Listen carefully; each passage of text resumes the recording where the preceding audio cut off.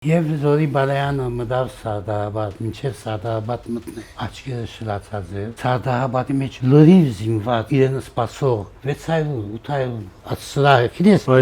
չի շարգ է 600-800, մինչև Սոֆիա Հակոբյանի անցքը, զինված դղակը լեցուցած էին, երեխայը դեսլացավ, ես տաշնակցությունը չէի իմանում սա, ճանապարհին